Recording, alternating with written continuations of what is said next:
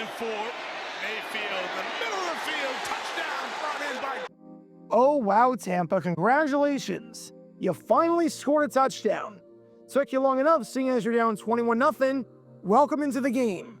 That's good. Bad news, though. Your starting quarterback is hurt. Shoulder injury. Didn't look good at all. To be fair, nothing about this game so far was going right for the Bucs. And even when they do something right for the first time, it turns into disaster. Baker is a tough cookie, and he's going to battle it out and stay in the game. But at this point, you know that he is very clearly not healthy. He's grimacing. He's in serious pain. He's in discomfort and does not look well. Heck, he's missing throws that he usually makes, and is even one-hopping some throws that are uncharacteristic for him. So if you're the Bucs, you don't want to do anything that puts this man right here in danger, especially if you don't have to. Obviously, I'm not saying don't throw the ball and just run the Wildcat every play, but what I am saying is to be smart. This game looks like a lost cause at this point, as with 5 seconds left in the first half, you're down by 24 points, trailing 31-7, after what can be described as only an absolute bloodbath. You've got bigger fish to fry. I'm not saying throw in the towel and wave the white flag, but you've got to be smart. It's not worth it to do something stupid and risk future games to try and win this one. So you've got 5 seconds left, and you're faced with 4th down. You're at your own 37-yard line. You have to call a play here, seeing as the Rams took a timeout to force you to do something. Let's call it for what it is. You're not scoring here barring a miracle, nor are you reaching the end zone. Very few quarterbacks in football can throw a Hail Mary from their own 37-yard line. You're thinking of guys like Josh Allen, Aaron Rodgers, and yeah, that's about it. Baker Mayfield cannot throw a 63-yard Hail Mary on a bum shoulder. I get they have to call a play here, but the play they call here is simple. You send everyone deep, have Mayfield roll out, throw the ball out of bounds, and take the 5 seconds off the clock. Don't do anything dumb that would potentially aggravate the injury even further. Don't do anything dumb that would put your franchise quarterback in jeopardy. Don't to let it go downfield. Now he does. He fires it as far as he can. He goes down grabbing his arm. You've got to be freaking kidding me. And as he tumbled down, immediately went grabbing up at that left shoulder. Congrats, Bucs. Your season might have just ended as a result of this. You're so dumb. Welcome to Dumb Decisions. Before we break down what happened here, this whole series is about taking an in-depth look at decisions made during games that were clearly awful from the start. This isn't something to look bad in hindsight. Rather, this is something to look awful almost immediately. These are moves where your gut instinct tells you right away that there is no way this can possibly work. And sure enough, your gut instinct was smarter than that of an NFL head coach. And for this one, we're taking a look at the mind of Tampa Bay Buccaneers head coach, Todd Bowles. This might legitimately be the dumbest decision of the entire season. No joke, no hyperbole, no recency bias. This might legitimately be the dumbest thing that Todd Bowles has ever done as a head coach. And trust me, he's done a lot of dumb crap over the years. And it might be one of the dumbest things that any coach has done in the last few years. With other dumb decisions, sure, you mismanage the game and you handle it really poorly. But that's all it costs you. It costs you one game, which may or may not be a big deal in the grand scheme of things, but still, it's one game in a data set of 17. With Todd Bowles, he might have just cost his team the season because of this stupidity. As of this video coming out, I have no idea what the MRI results on Baker Mayfield are. He might be out for no time at all. He might be out for the rest of the season. He might be out for some period of time in between those two options. Whatever the case, this was really dumb, and the Bucs went from the favorites to win the NFC South to one of the worst teams in football overnight because of this stupidity by this man right here. So with that being said, let's take a look and by calling a Hail Mary at your own 37-yard line with a quarterback who already injured his shoulder earlier in the game is a really bad idea. And before going any further, I should note that I live stream all the primetime games on this channel.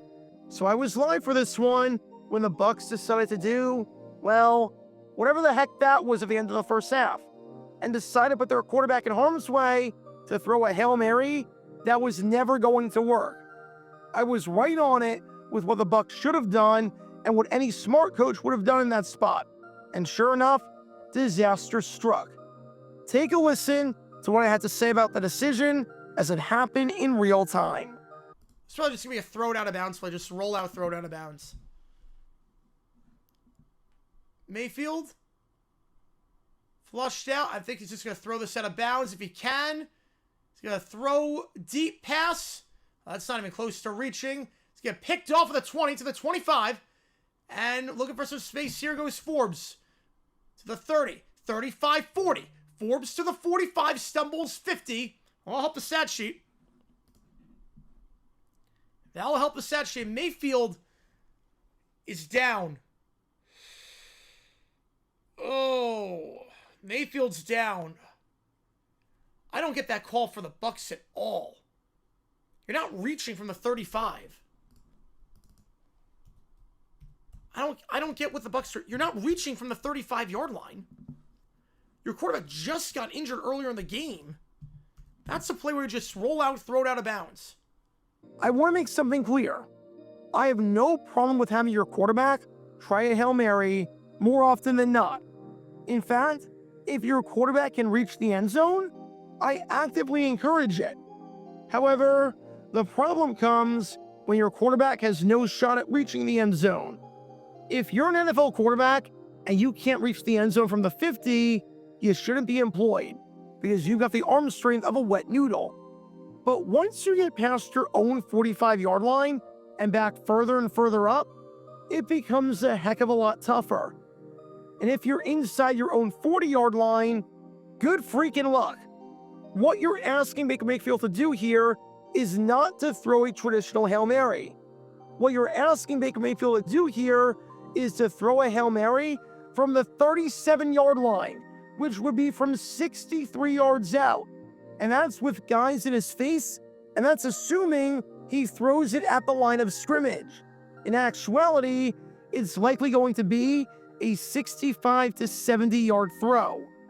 And yes, I know that Mayfield has a fairly strong arm, and he's thrown some Hail Marys from around the 40-yard line before. He can throw the ball a solid 65 to 70 yards. I will give him that. However, when he's making those throws, he's doing it, fully healthy and not on a shoulder that is very clearly injured. What makes a Hail Mary different from any other throw? Scientifically, you're exerting all of your power into the throw. You could even be straining yourself to make the throw. It's like what happens in golf if you swing normally versus if you decide you're going to swing as hard as you can. Some stuff is going to feel a bit off. Heck, you try throwing a football as far as you can, and you might feel a bit sore afterwards. It's almost like when you're singing with a bad voice. You get asked to sing Wonderwall, and you'll probably be just fine. It's a good song, but there's nothing too strenuous in that song in terms of notes you have to hit. However, if you get asked to sing Jets' Are You Gonna Be My Girl and hit those notes while your voice is already cracking and super sore, you're gonna shoot your voice out and cause serious damage because those notes are already tough for any guy to belt out, let alone a guy with a sore voice. The same logic applies with a Hail Mary attempt, especially when the guy's got a visibly injured shoulder. It's such a low percentage play. And for what? You're down 31-7. I don't want to say the game is over because we've seen some crazy comebacks this season, like the Giants-Broncos game and the Texans-Jaguars game. But even if you get this Hail Mary, you still need to get the 2-point conversion just to be down by 2 scores, all while the Rams get the ball to start the second half.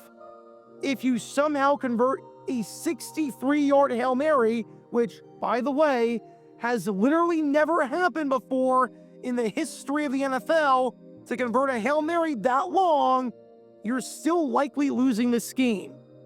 So if you're Todd Bowles and you're this man right here, you're asking Baker Mayfield, a guy on a bum shoulder, to throw the literal longest Hail Mary in NFL history just to have even an iota of a chance at getting back into the game. Meanwhile, you risk losing your quarterback for an extended period of time because he could aggravate the injury even further. Makes sense. Makes total sense. I know that you have to call a play here, and you don't want to give the ball back to the Rams with a chance for them to score again. You don't want to punt the ball off and risk a block or a return for a touchdown. You can't run the ball because you risk the possibility that the run is not 5 seconds long and only takes 4 seconds. So what do? Simple. You do what 99% of teams do in this situation. In reality, it should be 100% if the Buccaneers and Todd Bowles didn't exist.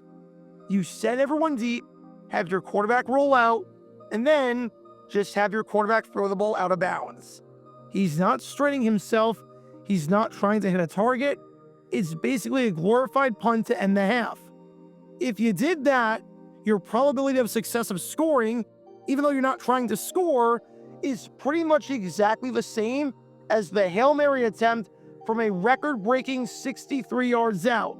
And your quarterback doesn't increase his chances significantly of getting injured and taking an unnecessary shot and aggravating something.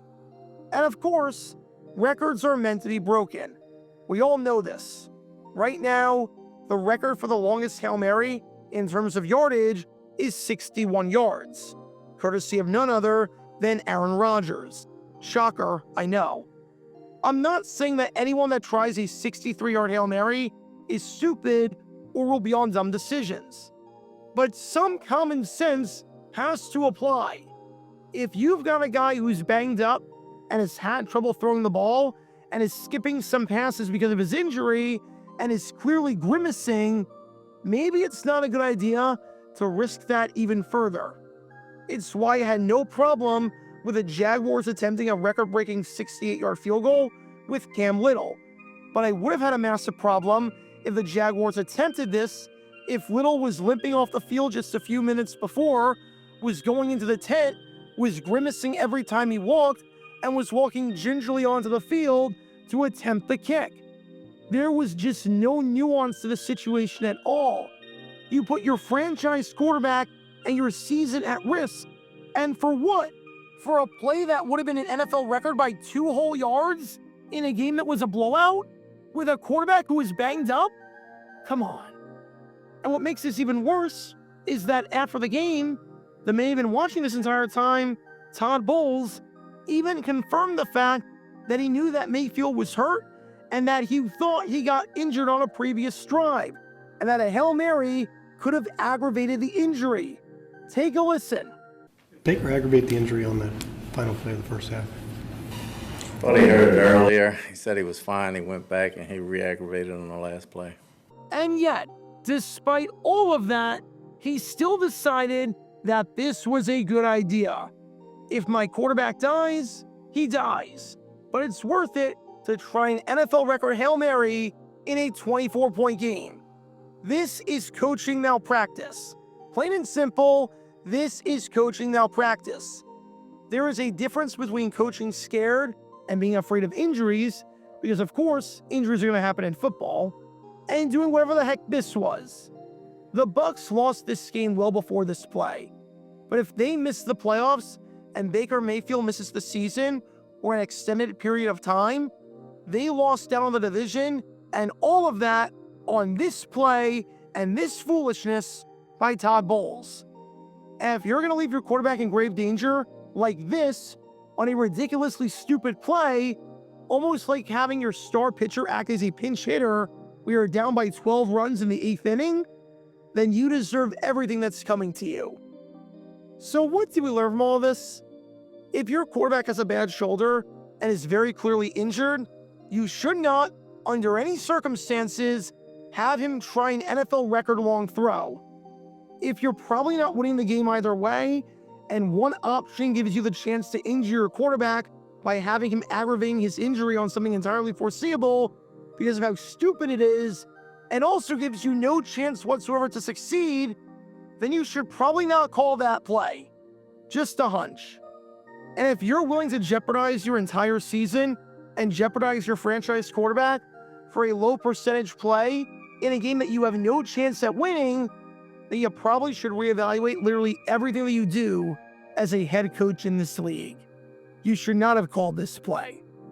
Because when all these elements are in play, you can't exactly be surprised when this play backfires. Talk about a dumb decision. Check out our live streaming schedule for the next few days. We're live every single day on this channel, whether we're covering a sporting event or playing GeoGuessr or just taking your requests. So make sure you like and subscribe and turn on the notification bell so you don't miss a single time that we go live and so that you can join this community. Also, thanks to all our members and our Patreon supporters who get exclusive perks like their name at the end of each video, members-only Q&A streams, and cool emojis to use on videos and during streams. See how you can join this community and become a member or a Patreon member by clicking the link in the description below.